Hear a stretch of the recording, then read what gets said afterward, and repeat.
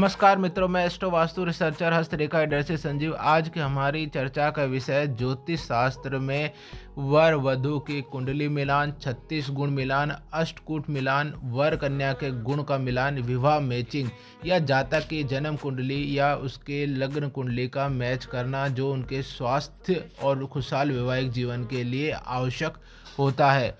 आप तक हमने 3 स्तर तक इसका अध्ययन कर चुके हैं। पहला, लग्न मेलापक, जिसके आधार पर हम जातक के पारस्परिक संबंध, व्यवहारिक और वैचारिक संबंध और उनके बीच के इस कारण संघर्ष को देख चुके हैं। द्वितीय, नक्षत्र मेलापक, जिसे 36 गुण मिलान भी कहते हैं, जो वर्तमान में सबसे ज़्यादा उपयोग किए जाने वाली विधि है। इस विधि में हम यह देखते हैं कि जातक के या लड़के लड़की के लग्न कुंडली के आधार पर या चंद्रमा राशि के आधार पर उनके नाम से ही नक्षत्र मिलाकर वर वधु के नक्षत्रों को जानकर उनकी कुंडली मिलान या 36 गुण मिलान या अष्टगुण मिलान किया जाता है। यह वर्तमान में सबसे ज़्यादा उपयोग ली जाने वाली प्रक्रिया मानी जाती है, जो एक सहज विधि है, लेकिन यह अपने आप में पूर्ण नहीं है। इसके साथ लग्न मेलापक, इसके साथ ही ग्रह मेलापक और इसके साथ ही भाव मेलापक किया जाना अति आवश्यक होता है। मात्र नक्षत्र मेलापक से ही आप किसी के गुण या दोषों का मिलान नहीं कर सकते। अगर आप इसके आधार पर मिलान करते हैं तो उसमें कहीं ना कहीं वैवाहिक जीवन में उठापटक की गुंजाइश रह ही जाती है। नक्षत्र मेलापक में हमने योनि और भकूट का पूर्ण चर्चा कर ली है। अब हम जो तीसरा जो महत्वपूर्ण होता है, जो नाड़ी मिलान होता है, उसके बारे में हम अब चर्चा करेंगे।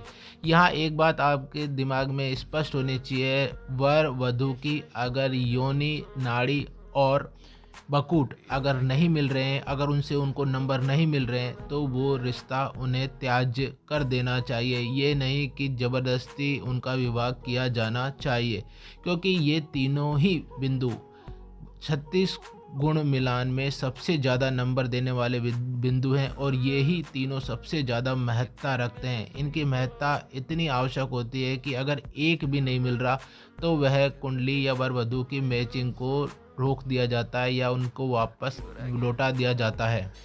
नाड़ी चक्र की बात करते हैं। हर कुंडली में वर या वधु की 3 नाड़ी होती हैं, आदि नाड़ी, मध्य नाड़ी, अंत्य नाड़ी। आदि नाड़ी को ज्योतिष शास्त्र में या आयुर्वेद आचार्य में उसे वात नाड़ी कहा जाता है। मध्य नाड़ी जिसे पित्त नाड़ी कहा जाता है और अंत्य नाड़ी जिसे कफ नाड़ी कहा जाता है।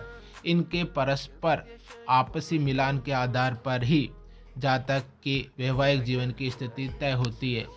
विवाह मैचिंग के दौरान हमने वर और कन्या की नाड़ी में आदि नाड़ी का दोष रख दिया तो जातक का दाम्पत्य जीवन कष्ट में हो जाता है, उनके वैवाहिक जीवन में सुख नहीं होता, उनके वैचारिक व्यवहारिक आपसी लड़ाई झगड़ा से उनका जीवन तहस नहस हो जाता है। इसी प्रकार अब अगर हमने मध्य नाड़ी का दोष रख दिया तो जातक में से किसी एक की मृत्यु संभव होती है, अर्थात उनका जोड़ा बिछड़ जाता है।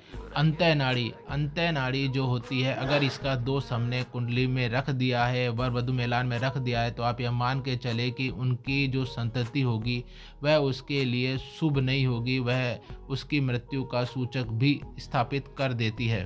प्रकार ये 3 नाड़ियाँ होती हैं जो मैंने आपको स्पष्ट बता चुकी है, जिसको हम फणी चक्र के नाम से जाना जाता है। नाड़ी चक्र मिलान उसके द्वारा आसानी से देख सकते हैं। मैंने आप चित्र में देखेंगे, मैंने 3 सर्प दिखाए हैं, जिसमें आद्य, मध्य और अंत्य तीनों सर्प दिखाए हैं। इन तीनों सर्प में आद्य नाड़ी में अश्विनी, आद्रा, पुनर्वसु, उत्तरा फाल्गुनी, हस्त, ज्येष्ठा, मूल, शतभिषा, पूर्वा, भाद्रपद तथा मध्य नाड़ी में भरणी, मृगशिरा, पुष्प, पूर्वा फाल्गुनी, चित्रा, अनुराधा, पूर्वाषाढ़ा, धनिष्ठा और भाद्रपद, उत्तरा भाद्रपद। अंत्य नाड़ी में कृतिका, रोहिणी, आश्लेषा, मग्गा, स्वाति, विशाखा, उत्तराषाढ़ा, श्रवण व रेवती नक्षत्र शामिल होते हैं। इनों के मिलाने से एक फणी चक्र बनता है जो 3 शाप होते हैं। इन शाप में यह माना जाता है कि समनाड़ी में एक नक्षत्र के अतिरिक्त किसी भी परिस्थिति में विवाह विचारणीय होता है।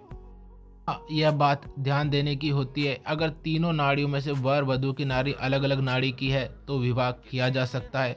अगर वर वधु की नाड़ी एक ही नाड़ी में है और उनके नक्षत्र अलग अलग है तो भी विवाह किया जा सकता है। तीसरा, अगर वर वधु की नाड़ी एक ही है और उसमें नक्षत्र भी एक ही है, लेकिन अगर नक्षत्र चरण अलग अलग हैं तो विवाह किया जा सकता है। लेकिन अगर नक्षत्र चरण एक है तो वह विवाह किसी भी स्थिति में नहीं किया जाना चाहिए, नहीं तो उनके वैवाहिक जीवन को, उनके पारिवारिक जीवन को, उनके संतति को नाड़ी के अनुसार कष्ट प्रदान करता है। बार पुनः स्पष्ट कर देता हूँ कि नाड़ी में विवाह कब संभव है, जब समान नाड़ी हो और नक्षत्र भी समान हो, लेकिन उसके नक्षत्र चरण अलग अलग हो तो विवाह किया जा सकता है। इस प्रकार हम यहाँ पर नाड़ी मिलान से आसानी से देख सकते हैं और सीख सकते हैं। यहाँ एक बात मैं पुनः स्पष्ट कर दूंगा, नाड़ी मिलान, भकूट मिलान और योनि मिलान, इन तीनों का मिलान आवश्यक है और वर वधू के विवाह मैचिंग में ये तीनों मिलने ही चाहिए। अगर इनसे उनको नंबर नहीं मिल रहे हैं तो वह विवाह किसी भी सूरत में ना करें, उस विवाह को त्याज्य कर दें। धन्यवाद।